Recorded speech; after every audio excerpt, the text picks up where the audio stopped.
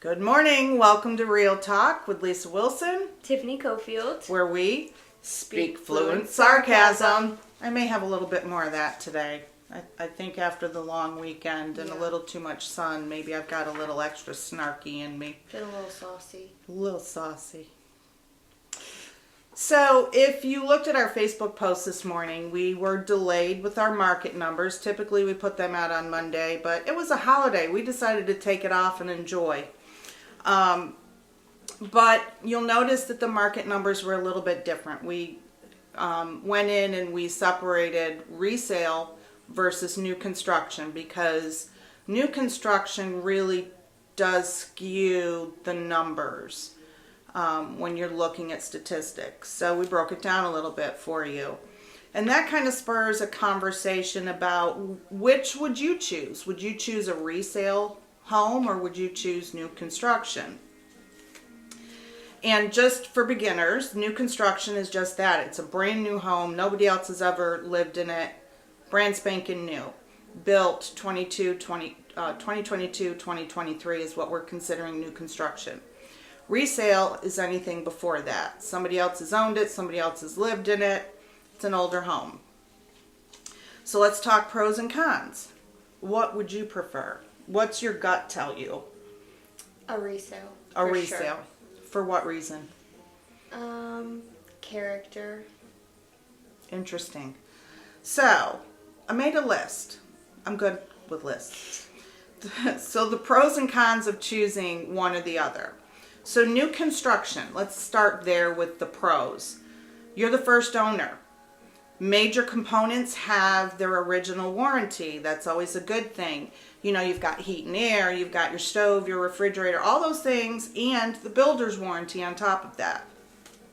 You also might be able to choose colors. If you get in there early enough, you might be able to choose paint colors for the wall, your flooring. Sometimes you can even choose your cabinetry and hardware, your appliance package, lighting kits. I mean, all of those things. It just depends on the builder and, you know, how they're setting it up.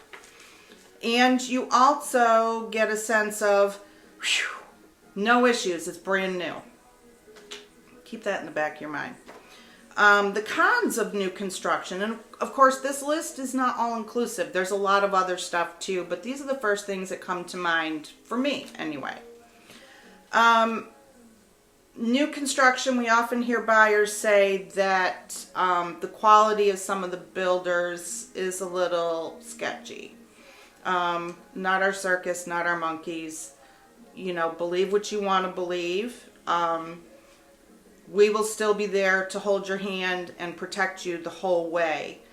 Another con is the timeline. Let's be realistic. We live in an area of severe weather. We're going to be going into hurricane season, tornadic activity, things like that. We just came through supply issues that really delayed construction time. So you may be living in a tent for a couple months. I told you I had a little extra sauce in there today. And you will blow away if the hurricane comes. And one of the other things we hear is that new construction's kind of cookie cutter. They're a little bland. They're very neutral. We don't want to offend anybody type builds in many cases, you know. The color schemes inside and out, you know, they're a little bit eh. And subdivisions can have a certain look to them as you drive through them. They're meant to kind of go together. There's nothing that really stands out. If you're one of those people that likes, like you, something with a little more character, something a little more kick to it. So the resale pros. Many people feel that these are really built to stand the test of time. Many are in subdivisions that have long-term owners. They love their house. They love the subdivision. They take pride in their homes. And there's a real sense of community that already exists in those subdivisions. Many of them have larger lots. New construction is typically, in most cases, built on a smaller lot. So there's a bigger backyard. You have more mature trees and landscaping. So they already have that homey feel. HOAs and restrictive covenants may not be as stringent on some of the older subdivision homes versus the new ones. There are tighter guidelines typically. The cons of resale: many of the houses here in our area were built in the 70s and 80s and have a more traditional floor plan. And that can include that double living area, double living room, that formal living room in the front of the house with the big picture window, and then another den or family room. Some people like it, some people don't, but it is what it is. Buyers also think that they might be buying somebody else's problem. Well, I have 2 words for you. Home inspection. In case you didn't catch it, home inspection. Yeah. Most people don't know that they have an issue in their house, or multiple issues, or over their house or under their house. So home inspection, home inspection, home inspection. And many sellers are willing to fix these issues once they find out that they exist, or they're willing to give an allowance to buyers to make repairs. So boom, done. But discovering them with a home inspection is the first step. And many of these homes still need updates.